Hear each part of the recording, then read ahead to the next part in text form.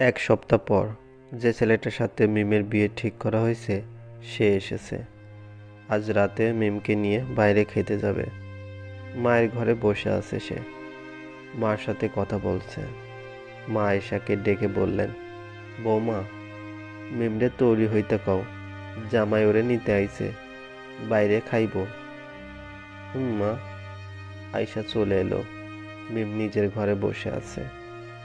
ভাবি ঘরে আসতেই বলল, আমি আজ কোথাও যাব না ভাবি, তুমি মাকে বলে দাও। অসহায় মুখ করে মিম একবার মায়ের ঘরের দিকে তাকালো। মা রাগ করবেন, করুক, যার তার সাথে বাইরে খেতে যাব না আমি। যার তার বলছো কেন? ওর সাথে তোমার বিয়ে ঠিক হয়েছে। বিয়ে ঠিক হয়েছে? হয়নি এখনো। এখনো উনি আমার স্বামী হননি। আগে বিয়ে হোক, কবুল বলি, তারপর বাইরে কেন, দেশের বাইরে নিয়ে গেলেও কোনো আপত্তি নেই। মাকে এখন কি বলবো আমি? যা ইচ্ছে বলো, বলে দাও আমার জ্বর, জ্বরে কাঁপছি আমি, বিছানা ছেড়ে উঠতে পারছি না। মা এসে কপালে হাত দিলেই সব বুঝে যাবেন।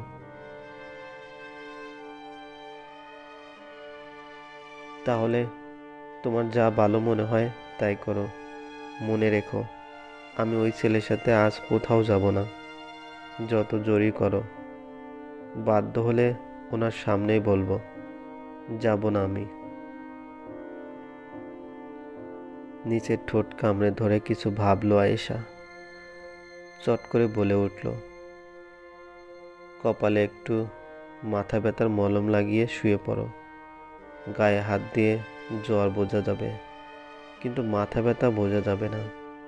তাড়াতাড়ি মলম লাগিয়ে নাও। গন্ধ শুনলেই মার বিশ্বাস হবে।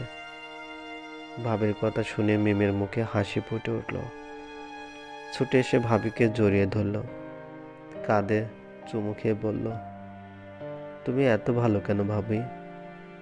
এই জন্য তোমাকে আমার এত ভালো লাগে। হয়েছে হয়েছে, এবার শুয়ে পড়ো। এখন মা এসে পড়লে কিন্তু আমার আর কিছু করার থাকবে না। আচ্ছা। মিম ছুটে গিয়ে ড্রয়ার থেকে মলম বের করে, আঙ্গুলের ডগায় অনেকখানি মলম নিয়ে কপালে মাখালো। চাদর টেনে কুণ্ডলি পাকিয়ে শুয়ে পড়ল। মাথা উঁচু করে ভাবির দিকে তাকিয়ে বলল, ভাবি একটু।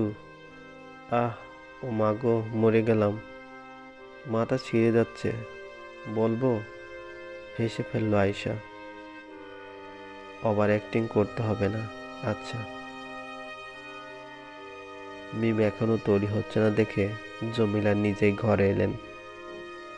দরজার সামনে উকি দিয়ে বললেন, তোমারে পাঠাইছিলাম ওরে তৈয়ার করতে, তুমি আইসা আলাপ জুইরা দিছ। থমথমে মুখ করে শাশুড়ির দিকে চেয়ে আয়েশা বলল, মিম যেতে পারবে না মা, ওর মাথা ব্যথা করছে, বেচারি উঠে দাঁড়াতে পারছে না। ফলে ভাঁজ ফেলে জমিলা ভিতরে এলেন। নাক কুচকে বললেন, হুটহাট কইরা মাথা বিষ হইব কেন? জানি না মা, আরও রাইতের বেলা গোসল করতে কই ওরে, ভেজা চুল শক্ত কইরা বাইন্দা ধুইতে কইও, তাইলে আর মাথা বিষ হইব না।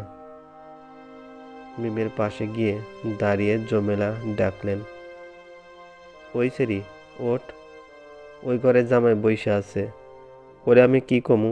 মিম। এমন পরিস্থিতিতে কি করতে হয় মিম ভালো করেই জানে।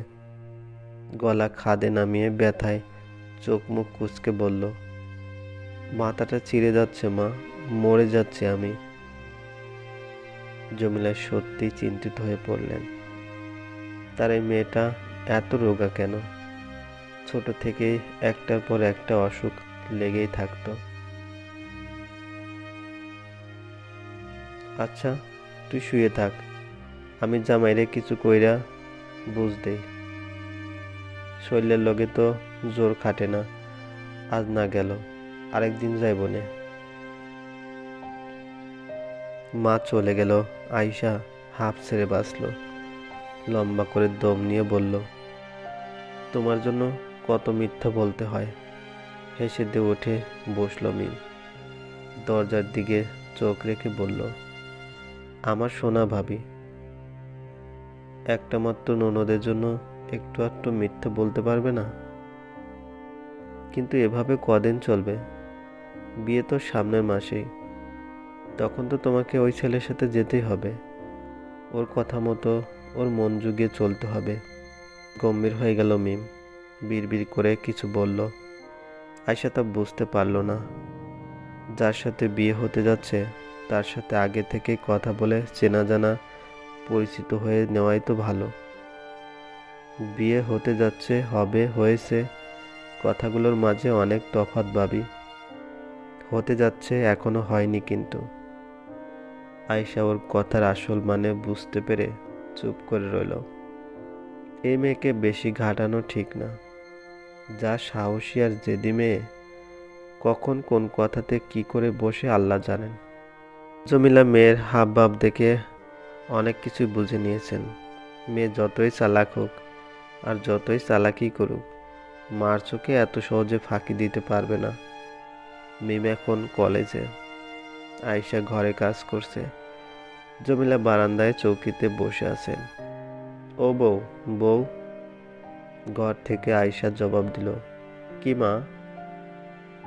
ঘরে বইয়া কি কি কইরো না, বাইরে আহো।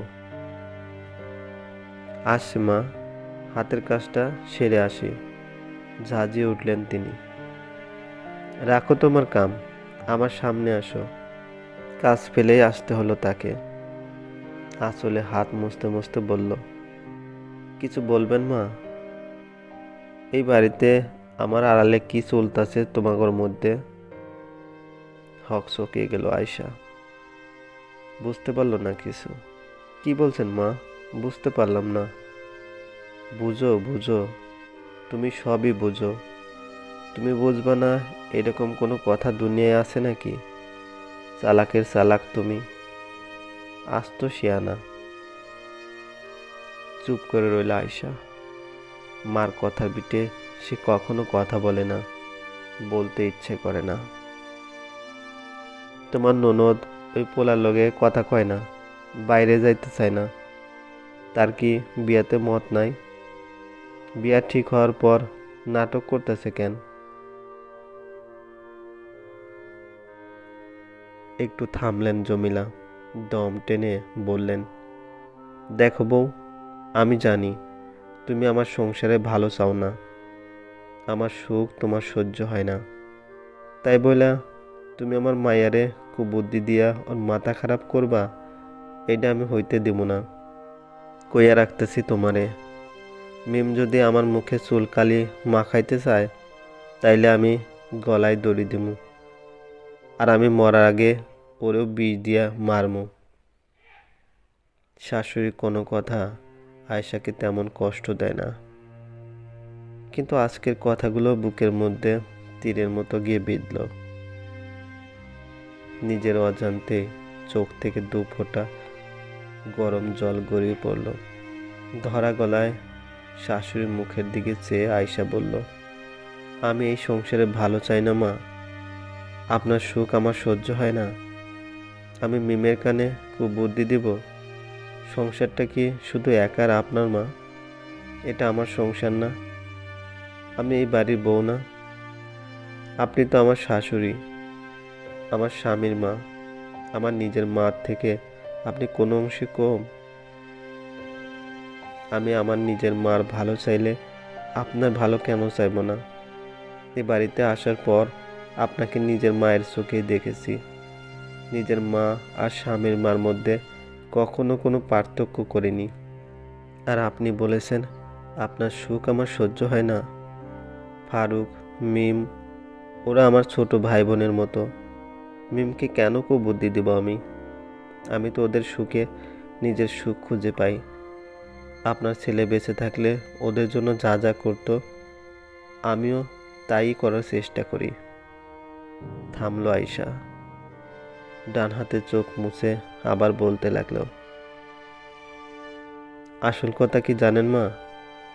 আমি যতই এই সংসার, এ বাড়ির মানুষ, মিম, ফারুক আপনাকে আপন মনে করি না কেন?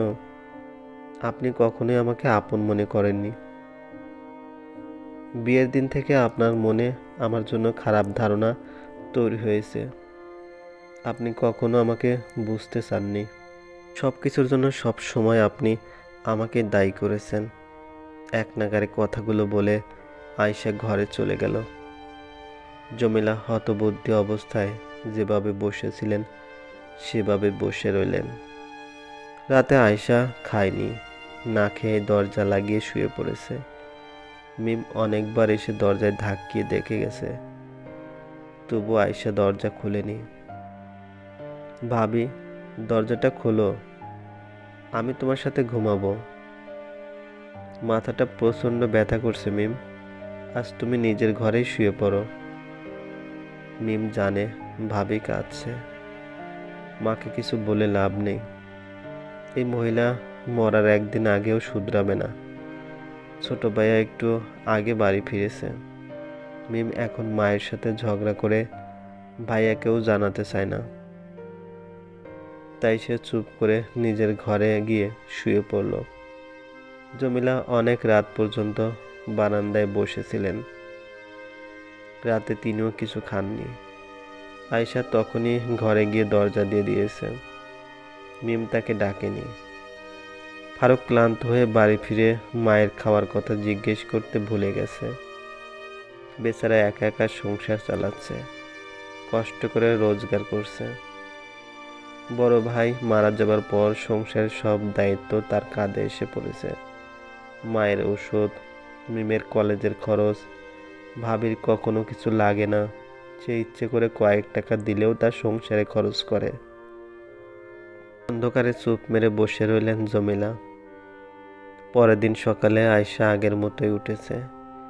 প্রতিদিন যে যে কাজগুলো করে আজও সব করেছে। স্বাভাবিকভাবে রান্না সেরেছে।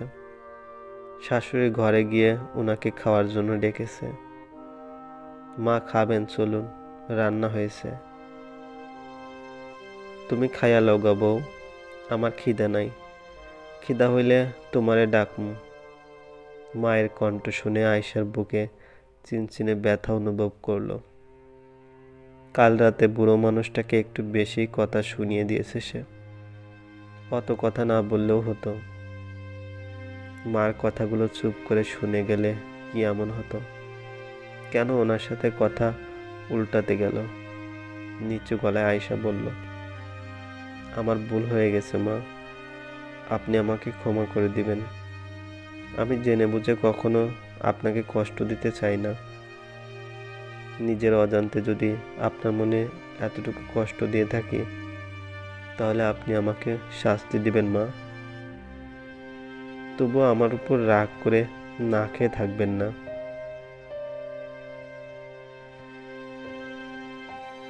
চলবে। এই গল্পের